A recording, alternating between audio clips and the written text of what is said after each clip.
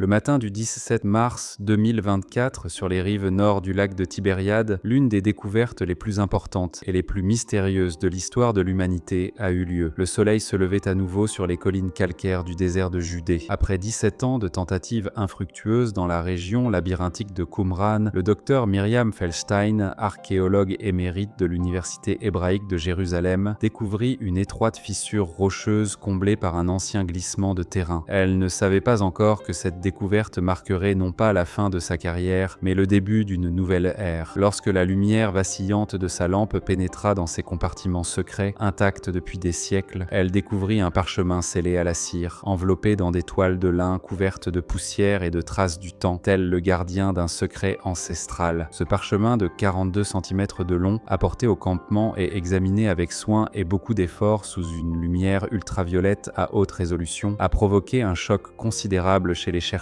et les explorateurs qui travaillaient depuis si longtemps lorsque les lettres araméennes sont apparues avec un éclat fantomatique. Le texte commençait par ces phrases bouleversantes qui ne figurent dans aucun écrit sacré connu à ce jour, ni dans la Torah, ni dans le Nouveau Testament. À l'âge de 30 ans, Yeshua, Jésus, a chuchoté à ses 12 disciples le langage des cieux et le code mathématique des cycles cosmiques qui détermineraient le moment du retour. Cependant, ce qui rend ce texte unique, ce n'est pas seulement le fait qu'il s'agisse d'un sermon religieux, mais aussi la façon dont les orbites planétaires, les positions des étoiles et les équations trigonométriques complexes sont disposées comme dans un système logiciel programmé. Ce qui est encore plus surprenant, c'est qu'il a été rédigé avec le niveau d'un livre d'astronomie avancé. Les résultats des tests au carbone 14, reçus par le laboratoire le 25 mars, ont eu un effet incroyablement surprenant sur la communauté scientifique. L'âge du parchemin était compris entre 30 et 70 après Jésus-Christ, c'est-à-dire à l'époque où vivaient Jésus-Christ et ses apôtres. L'analyse de l'encre a prouvé que l'écriture était composée d'un minéral unique et original, extrait des mines de la vallée d'Araba au 1er siècle après Jésus-Christ. Jonathan Myers, expert en paléographie à Oxford, a confirmé que la langue utilisée dans le texte était un dialecte araméen unique parlé dans la région de Galilée à cette époque et qui a complètement disparu après la grande destruction de 70 après Jésus-Christ. Cela a clairement écarté toute possibilité que ce document soit un faux. Au cœur du parchemin se trouvait le grand trigramme, considéré comme un indicateur cosmique indiquant qu'une entité divine pourrait à nouveau intervenir dans la vie terrestre. Le linguiste Dimitrios Papadopou, qui a commencé à travailler dans un monastère de Jérusalem afin de clarifier ce genre de situation, a découvert des faits astronomiques incroyables lorsqu'il a déchiffré les codes poétiques du texte. Le premier signe du texte, I se rencontrant dans le cœur du lion. Le linguiste Dimitrios Papadopou, qui a commencé à travailler dans un monastère de Jérusalem afin de clarifier ce genre de situation, a découvert des faits incroyables sur l'astronomie lorsqu'il a déchiffré les codes poétiques contenus dans le texte. La première indication du texte, 2 voyageurs brillants se rencontrant dans le cœur du lion, a confirmé l'alignement impressionnant et inspirant de Vénus et Jupiter avec l'étoile Régulus dans la constellation du lion, le 31 août 1987. Le deuxième signe, Faux Saint-Nanterre, le rouge et le blanc dansant dans les eaux du Sagittaire, était quant à lui le signe de l'alignement spectaculaire de Mars et Vénus dans la constellation du Verseau le 17 juin 2003, visible à l'œil nu depuis la Terre. Mais le plus effrayant était le troisième signe qui se trouvait à la fin des pages du parchemin, la réunion des 3 sages dans la maison du Bélier, comme il l'avait fait à la naissance du roi des Juifs. Lorsque le célèbre astrophysicien Dr Avi Loeb a chargé ses données dans les simulations JPL Horizon de la NASA, la date qui est apparue était le 27 mars 2026. Ce jour-là, Jupiter, Saturne et Mars formeraient un triangle parfait dans le signe du Bélier, avec une probabilité d'1 sur 1 million. Cette configuration était un signe astronomique annonçant les événements célestes connus dans l'histoire sous le nom des étoiles de Bethléem et annonçant la naissance du Christ. Lorsque la nouvelle a été divulguée, le Vatican et le monde scientifique se sont littéralement affrontés. Bien que l'Église ait établi une ligne de défense officielle en déclarant que personne ne connaît le jour ni l'heure, des experts tels que le docteur Sarah Chen de Berkeley ont affirmé que ce texte prouvait que Jésus-Christ n'était pas seulement un chef spirituel dans un seul domaine, mais qu'il était également très compétent en matière de codage mathématique et qu'il avait déchiffré les codes mathématiques quantique de l'univers. Lorsque Miriam Feldstein a commencé à creuser plus profondément dans la zone de découverte, elle a trouvé, à 2 mètres sous terre, dans un coffre en cèdre, un astrolabe et un disque en bronze datant du 1er siècle après Jésus-Christ. La conception de cet astrolabe, réalisé 1500 ans avant Copernic, reposait sur une conception héliocentrique selon laquelle les planètes ne tournent pas autour de la Terre, mais autour du Soleil. L'inscription « Les gardiens du temps », ce qui est écrit dans les cieux ne peut jamais être effacé, semblait être un message clairement destiné aux hommes d'aujourd'hui. Vers la fin de l'année 2024, même les physiciens théoriciens du CERN ont commencé à publier des articles qualifiant la capacité de prédire l'avenir contenue dans ce parchemin d'anomalies temporelles. Lorsque l'image prise par le télescope James Webb en août 2024 des lunes de Jupiter correspondait exactement à la note inscrite sur le bord du parchemin, les 4 témoins du roi seront parfaitement alignés. Le monde entier fut plongé dans le chaos et la panique. Il ne s'agissait plus seulement d'une question de religion ou de croyance, mais d'un problème de connaissance de l'avenir que la physique moderne ne pouvait expliquer. Au cours de ce processus, le père Antonios, âgé de 84 ans, du monastère Sainte-Catherine du Mont Sinaï, est sorti avec des codes datant du VIe siècle.